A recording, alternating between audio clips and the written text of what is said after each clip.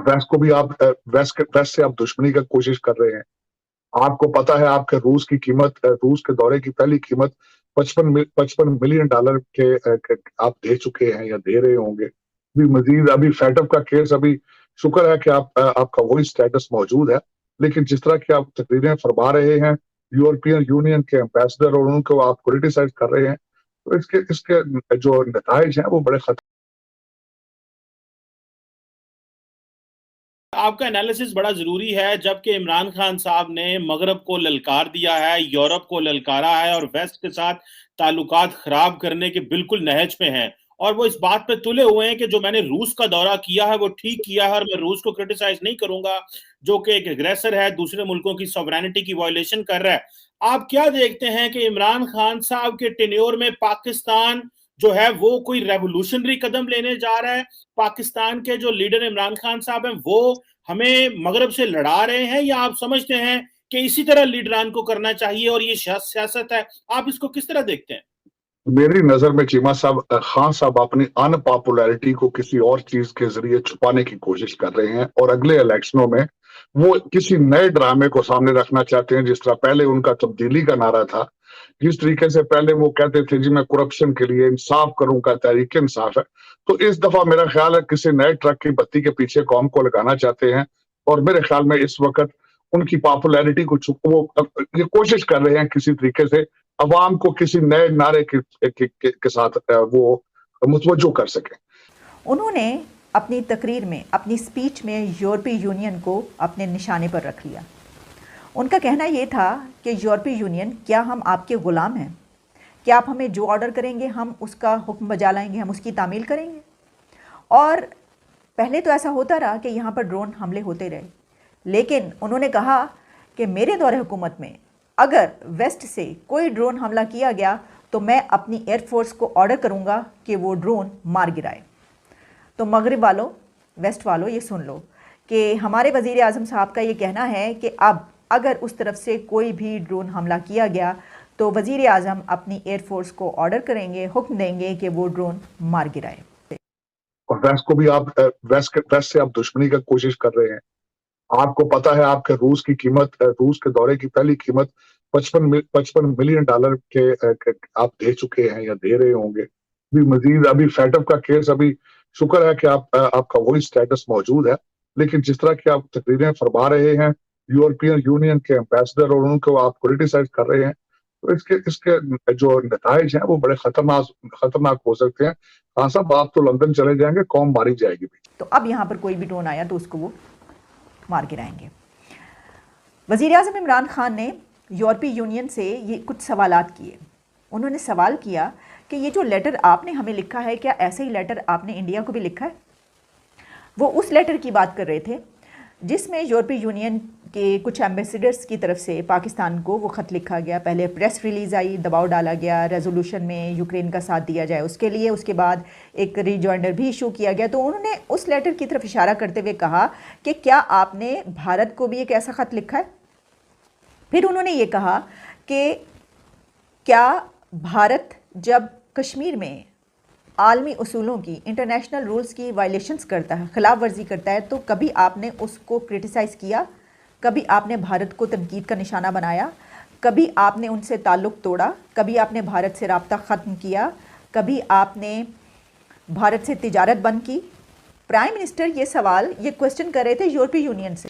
तो वो ये कहना ये चाह रहे थे कि, बल्कि उन्होंने कहा, कहना चाह क्या रहे थे, उन्होंने ये बात की है, उन्होंने सवाल उठाया है वेस्ट से और यूरोपीय यूनियन से कि कश्मीर उनकी शहरग है। तो उन्होंने कहा कि हमारी शहरग जो है, यानी कश्मीर का मसला हमारे लिए एक ज़िंदगी और मौत का मसला है, तो उसके लिए आप उनसे तिजारत क्यों नहीं बंद कर देते? तो क्योंकि ये हमारा मसला है। लेकिन वज़ीर आज़म साहब से अगर उन्होंने जवाब में ये कह दिया कि जनाब वाला, आपने कोई 20 मिनट खड़े होना हुआ करता था फ्राइडे को, आपने ये डिसाइड किया था कि आप एवरी फ्राइडे कश्मीर के लिए 20 मिनट खड़े हुआ करेंगे, तो वो कितने साल और महीने हो गए कि आपने वो खड़े होना छोड़ दिया है? और आप हमसे ये कह रहे हैं कि हम इंडिया से तिजारत तोड़ लें कश्मीर की वजह से। This is unbelievable. कि वैसे वो ये कोई बचकाना, इसको अगर कोई तकरीर कहे या इन सवालात को कहे, लेकिन ये बहुत सियाने भी सवालात हो सकते हैं। देखें, अगर इमरान खान साहब इतनी تھوڑی سی میجورٹی پارلیمنٹ میں لے کے اگر اتنی بڑی پاکستان کی فورن پالیسی شفٹ کریں کہ باہر کے بعد میں آنے والی حکومتوں کو سوری کرنا پڑے ویسٹ کو اور کہنا پڑے، کیونکہ ایک طرف ہم کہتے ہیں کہ ہماری ٹریڈ سب سے زیادہ یورپ اور امریکہ کے ساتھ ہے، ہماری ساری ایکسپورٹ تو رشیا کو $150 ملین کی ہے، چائنا کو $1 ارب کی ایکسپورٹ ہے، ہمارا سارا کچھ تو یورپ سے اور امریکہ سے آتا ہے۔ آج میں آپ کے پروگرام کے توسط سے ایک چیز کہنا چاہوں گا، ہسٹوریکلی نہرو جب پرائم منسٹر بنے تو وہ گاندھی کے پاس گئے، مہاتما گاندھی کے پاس، اور انہوں نے پوچھا کہ میں ایک پاپولر پرائم منسٹر بننا چاہتا ہوں۔ ہسٹورین اگر میرے بارے میں لکھیں تو اچھی باتیں لکھیں، لیگسی میں اچھی باتیں، تو آپ مجھے کچھ چیزیں ایڈوائز کریں۔ تو مہاتما گاندھی نے کہا تھا کہ 3 چیزوں میں پرائسز کو کنٹرول کرنا، آٹا مہنگا نہ ہونے دینا، سائیکل کی پرائس کم رہے، اور سینما کی ٹکٹ، کیونکہ انٹرٹینمنٹ ہے غریب آدمی کی، وہ چیپ رہے، تو you will be remembered as a popular prime minister. اب سائیکل کس کی سواری ہے؟ غریب آدمی کی۔ آٹا کون کھاتا ہے؟ غریب آدمی۔ لیکن خان صاحب تو ہمیشہ یہ کہتے رہے، آج کنٹینر پہ تھے تو کیمبرج اور آکسفورڈ دکھاتے رہے، اب کسی میرا خیال ہے یورپین پی آر فرم نے کہا ہے کہ اسلام کا ٹکٹ آپ کھیلیں، آپ وہ اسلام کو پرچار شروع کر دیا انہوں نے، بالکل کمپلیٹلی 90 ڈگری یو ٹرن لگا کر دمادم مست کلندر سے وہ اس وقت بالکل سعودی عربیہ کھل رہا ہے، انہوں نے پاکستان بند کرنا شروع کر دیا۔ اور یہ اگر سمجھتے ہیں کہ یہی حل ہے، لیکن اس کے کانسیکوینسز، ضیاء الحق صاحب نے یہ لاسٹ ٹائم ٹرائی کی تھی اور ہم نے اس کی بڑی ہیوی پرائس پے کی تھی۔ آج خان صاحب پتہ نہیں کیا کریں گے، اپنے یہ امپورٹڈ وزراء کو لے کے کتنے بلینز لے کے نکلیں گے یہاں سے، اور قوم اس کی پیچھے جو ہے ریڈیکلائزیشن کی پرائس کتنی پے کرے گی، یہ خدا ہی جانتا ہے۔ اچھا، پھر انہوں نے نیٹو کے لیے یہ کہا کہ ہمیں کیا ملا آپ کا ساتھ دینے سے؟ انہوں نے کہا پاسٹ میں افغان جہاد میں ہم نے آپ کا ساتھ دیا، ہم آپ کے ساتھ کھڑے ہوئے، تو آپ نے تو ہمارا شکریہ تک ادا نہیں کیا۔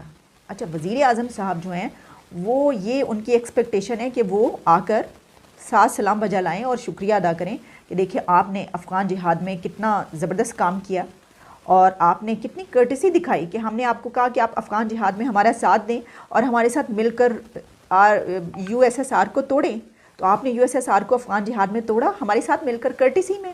ایسے ہی ہے نا، ہم نے آپ کو اربوں ڈالرز تو نہیں دیے نا؟ بالکل نہیں، بالکل آپ صحیح کہہ رہے ہیں، آپ کا $100 ارب کا نقصان ہوا ہے، اوہ ہو، لیکن ہم آپ کو یہ بتانا بھول گئے تھے کہ ہمارا تو ہزاروں اربوں ڈالرز کا نقصان ہوا، کیونکہ جب پریزیڈنٹ ریگن پیسے دیا کرتے تھے، جو اس وقت آپ کے افغان جہاد کو ڈیل کرنے والے تھے، جس میں کہ ڈکٹیٹر ضیاء الحق سے لے کر پھر اس کے بعد مشرف جب آئے، اس وقت بھی بہت بڑے اربوں ڈالرز جو ہے وہ وہاں سے یہاں پہنچے، تو وہ یہ کہہ سکتے ہیں کہ آپ کو شاید آپ بھول رہے ہیں کہ وہ جو اربوں ڈالرز ہیں اس میں سے آپ کے ڈکٹیٹر سے لے کر جرنیلوں سے لے کر سیاستدانوں تک ابھی تک ان کے اماؤنٹس میں بہت بڑی جو ہے وہ ان کے اکاؤنٹس میں اماؤنٹس پڑی ہوئی ہیں، بلکہ وہ بڑھ کے اب پتہ نہیں کہاں پہنچ چکی ہوں گی۔ اور اگر آپ کو بھول رہے تو آپ سوئس لیگ تھوڑا سا اٹھا کے پڑھ لیجیے، اس میں کچھ نام تو اس میں بھی شامل ہیں۔ تو ہو سکتا ہے وزیر اعظم صاحب کو پتہ تھا کہ وہ فوری طور پر ایسا تھوڑی پوچھیں گے ان سے، یہ تو بعد کی باتیں ہیں، تو انہوں نے تو جو کہنا تھا وہ کہہ ڈالا، اور وہ جانتے ہیں کہ اس سے ان کو فائدہ ہو سکتا ہے یا نہیں ہو سکتا، لیکن پتہ نہیں انہوں نے اس کے متعلق یہ سوچا ہی نہیں سوچا کہ اس تقریر کے بعد ان کے ملک کو، پاکستان کو کتنا فائدہ یا نقصان ہو سکتا ہے۔